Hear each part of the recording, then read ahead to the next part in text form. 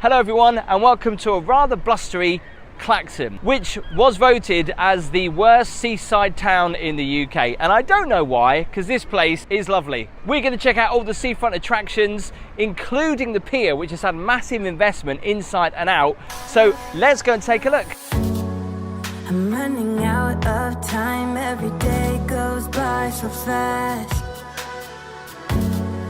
and every moment counts, baby, I don't wanna miss a thing. We can sleep under the stars, we can sleep under the stars, or hang out in hotel bars, driving somewhere in your car. We can sleep under the stars, we can sleep under the stars, under the stars. Baby, while we're young.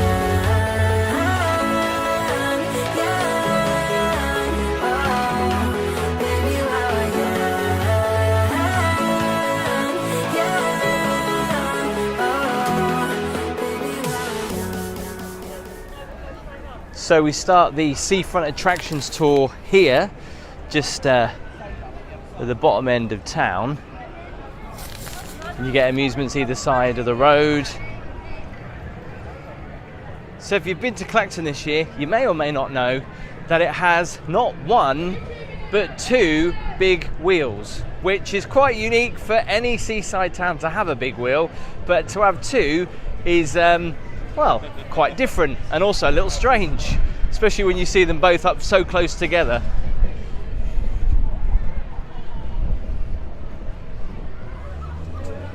This place always is busy. Whenever I've been here in the evenings, always really busy at the loft, and also this pub on the left, the Moon and Starfish.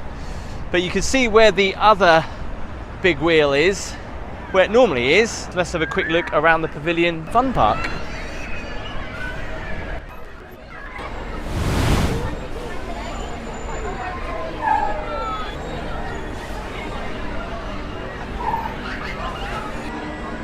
These look so much fun, even if you're a little bit big to go on them.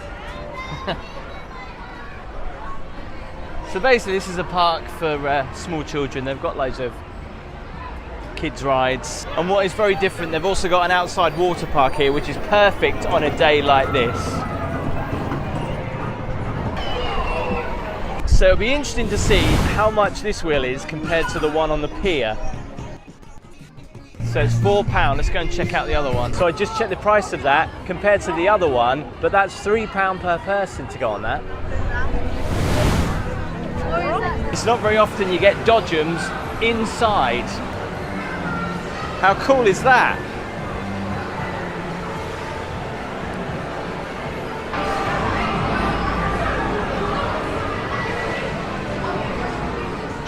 So perfect if the weather's not very good. Get yourself inside, but when the weather's good, definitely worth coming on the pier and heading on a few rides. The go-karts there, they look so fun.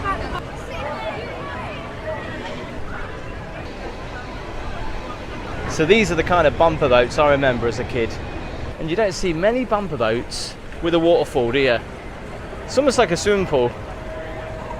And just be careful if you're walking past the log flume. There's a wet area. Although to be fair, it's a very warm day, so I don't mind if I get wet. This was voted Pier of the Year last year, and what's great about it, even on a day like today, where it's extremely busy, if you keep going to the end of the pier, it goes a lot quieter.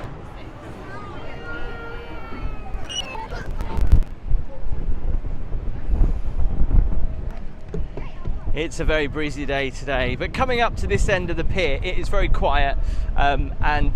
You know, if you like old-fashioned style piers, it's worth walking up to the end because you see some of the old buildings. That's had quite a unique history. I remember a couple of years ago, they redecked it out to become a Halloween attraction, Evil on the Sea. But this is obviously known as the Jolly Roger, built back in 1893. It's had a massive part of the pier history. I've always wondered why they didn't build a few more fair rides up here, because it is so quiet. But like I say, if you want to get away from it all, there's a really nice bar at the end that also does something pretty cool, which is a seafront platter for $10.25. Look at that, you get calamari rings, tempura prawns, cod goujons, scampi, and homemade coleslaw and salad, and a side of chips. Bit of old signage there as well. This is so retro in this restaurant. It really does remind you of the 60s. Look at it.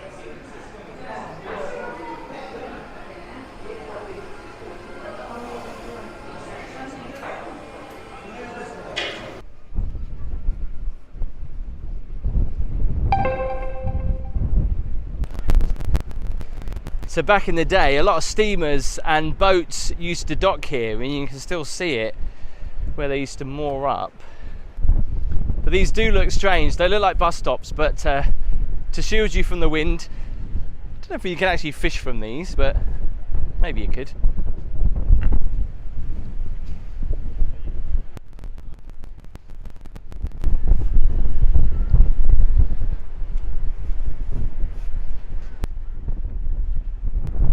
It actually makes you think you're on a boat standing here. I could do my Titanic thing. It's like a big mast.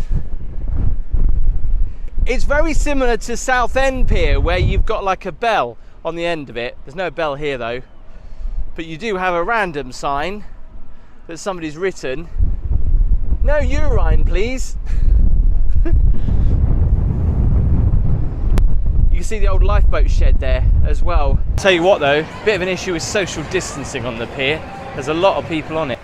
Well, I haven't done one of these for a while, and that's getting under the pier, because Clacton Pier is absolutely massive. So what's it look like underneath? Let's go and find out.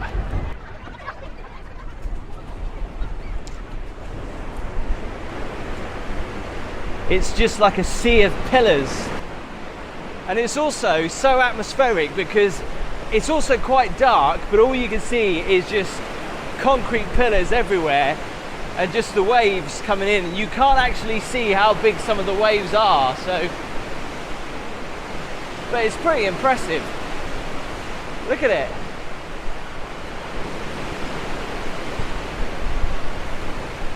As you can see, not many people come under the pier.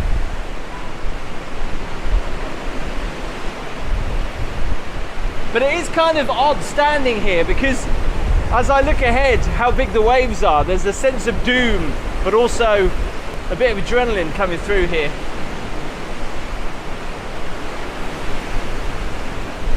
Oh, they're getting up a little bit.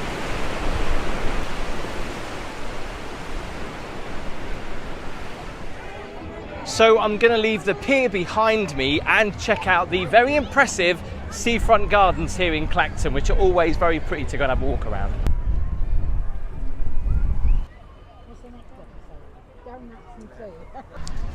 So these Seafront Gardens, they are quite big, and there is a map here so you can check out where you're going to go, and they're all segregated. So there's a rose garden, there's a Mediterranean garden, there's a sensory garden as well, but they always keep it really nice.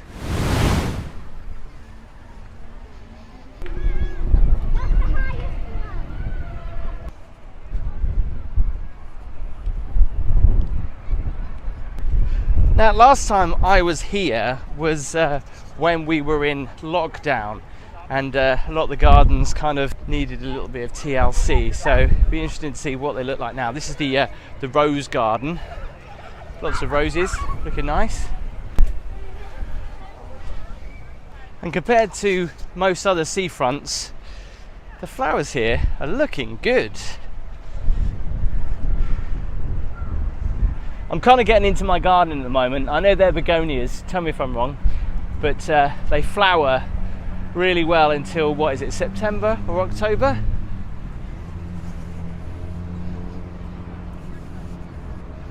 They're so bright and colourful, aren't they? And now this is supposed to feel like the Mediterranean. Lots of olive trees in the Mediterranean garden.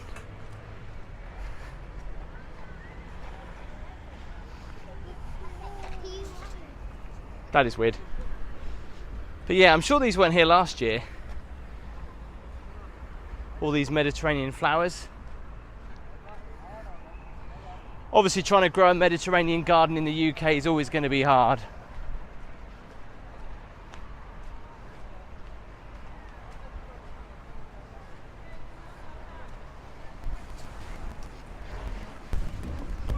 This is known as the Sensory Garden.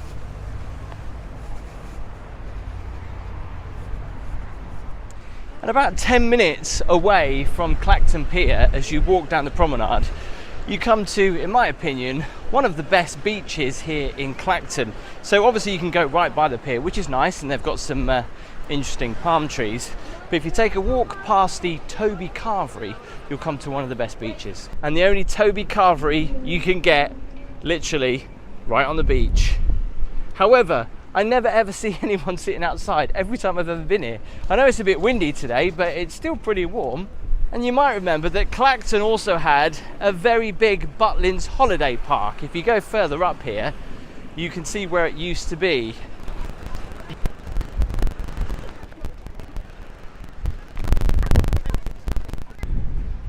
And just here you can see where the old Butlins used to be. That's where I'm currently standing, obviously on the beach.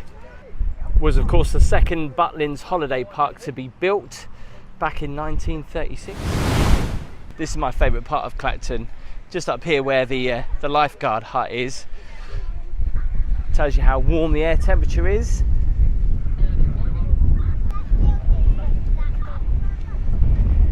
Leave nothing but footprints. Good advice.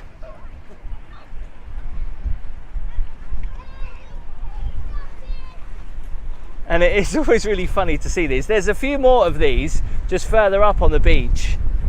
They're desperately hanging on for dear life with the British climate. And that's a great idea for the kids. Look, beach toy library. I guess all the toys are out. As you know, I love a good beach hut, and there's some pretty exclusive ones here in Clacton. So you've got some pretty little ones here. No one's in them today, but aren't they nice? Go and say hello to your neighbours and check out the view. It's a warm one today. Hi everyone, welcome back. So today I'm in Essex to go and check out the best fish and chip shop in Clacton. Now this has had some rave reviews. As always, I'm going to be checking out the cod, the chips, the mushy peas, and if I can get one, a cup of tea. Let's go. The thing that always stands out for me in Clacton, especially in the summer, are the seafront gardens. They look so lovely. And they used to have two big wheels, the other one's gone. Last time I was here, it was here. Did look strange though with two big wheels. Clacton Pier, the beach, looking super busy today. So the fish and chip shop I'm going to is literally just down that road.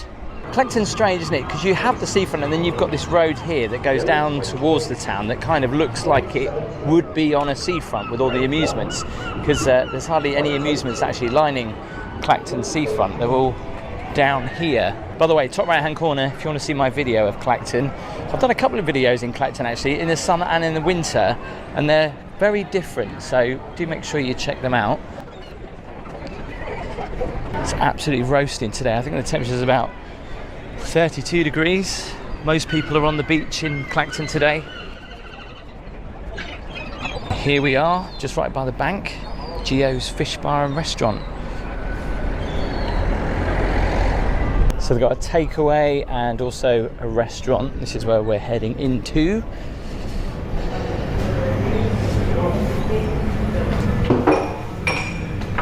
Thank you. Sit over here. Can I go for the cod with some mushy peas? Yeah. And a cup of tea? Some tap water, please, as well. Okay, thank you. It's a very warm day today. I'm actually having a cup of tea. Isn't it supposed to quench your thirst? It's also supposed to dehydrate you. I'll have some water as well. The decor in here reminds me of an old Wetherspoons pub. Very woody. You know, I hate tea when you get it and it's got like a film on it, all those bits of limescale. This looks pretty good. Nice little cup.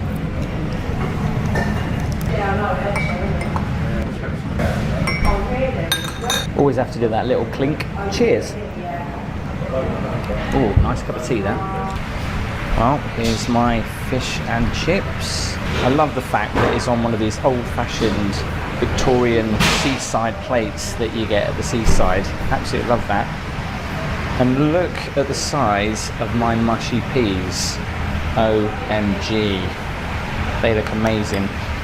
We've also got some tartar sauce at no extra cost, which is nice. Last time I had fish and chips, I had to pay for that. So I've come to the restaurant when literally there's nobody else in. This was quite busy when I came in, and everyone's gone. I think the lunchtime rush is over because it's about 3:30 now. I absolutely love the plate though. Right, first up, let's try the fish. Let's do the crunch test. A nice, healthy, crunchy bit of cod there. So one thing though that I'm getting straight away, I don't know whether it's just because it's really hot, but these chips are like ultra hot. Sometimes you get the chips where they've been out for a little while, but these like, wow, these are like super hot, like they've just literally just been cooked. I can feel the heat on my face. So first of all, let's have a look at the batter. That actually looks really good, really golden and bubbly at the ends. Really crunchy as well. Sometimes I'll get a batter where it's a little bit plain in taste, and I know that it's not a beer batter, but actually it's got a really nice taste and it's not too greasy either. Of course I'm going to have to add some salt and vinegar because of course that heightens the taste, and I'll add my tartar sauce too. Just look at that. I love cod when you can still see the skin on it. A lot of cod you can get which is actually skinless, but I love seeing the little bit of skin on there. Gives it that extra little bit of flavour, I think. So let's do the flake test. Wow, this feels really super soft. Wow. That literally melted in my mouth. That was good. I just love this batter. It's so bubbly. Really nice crunch in your mouth as well. Washed down by a cup of tea. I'll tell you what, it's weird. If you've never had fish and chips with a cup of tea, you need to try it. I had fish and chips with Carver the other week. It didn't work. It does need a good strong cup of tea. But let me know if it works with beer. I don't know. Okay, let's try the chips. Now the chips do look like they've literally just been cooked, and they look fresh out as well. See, there's steam coming off that. A slight little bit of a crunch, but not too bad. But they are really nice and soft and fluffy on the inside. Let's get a real thick chip and see how easy that breaks away. As you can see, maybe a little bit hard in places. I've never had chips so hot in my life. Whew. Ultra fresh chips, but I think just a little bit, just too hard in places. Right, I'm going to try these mushy peas. I don't think I've ever had a serving of mushy peas this big, or with a spoon this big. I'm going to have to just be a little bit more conservative and try it with a fork. Not the best mushy peas I've had, but they're not bad. I can tell these have had some salt added, which is good because I hate it when nothing's added personally, because I think they need a little bit of taste. How mushy are these? That is the question. I can see a few peas there. There's also quite a few shells. I personally hate the peas and the shells, as you know, in my mushy peas. I really like them mushy, but I feel that song playing. I feel so lonely. I'm literally the only person in here eating my fish and chips. But it's good though. This batter though is definitely amazing. Just look at it. The way it falls off the fish. I'm loving the batter. I love how the plate, the bowl and the sugar, they all match. The only thing that isn't matching is the teacup. That would have been good. So Gino's fish and chip shop in Clacton, I paid a little over £12.30 for mushy peas, cod, chips and a nice cup of tea. Now the chips were cooked super hot. In fact, I don't think I've ever had chips served to me that hot. At least they were fresh. They were nice and soft inside, just a little on the hard side, not overly that crispy, but they still had a really lovely taste. For me, the batter, especially bubbly at the edges, is always my favourite. And compared to some fish and chip shops, the batter wasn't overly greasy, which I really enjoyed. The thing I really did enjoy was the fish. I think this has by far been the best fish I've had, the best cod most definitely. It was lovely and flaky, it was so soft, and it literally melted in my mouth. And with the skin on it as well. There's some fish and chip shops that don't serve it with the skin on. I really like it with the skin on. I think it gives it a much better taste. So the mushy peas for me were not the best mushy peas I've had. There was a little bit of shells in there and the mushy peas weren't as mushy as I like, but at least they were seasoned and they actually tasted okay. I'd have to give Gino's Fish Bar in Clacton a 9 out of 10. So let me know your favourite fish and chip shop in Clacton. Do give the video a thumbs up. Make sure you hit subscribe and I'll see you next time.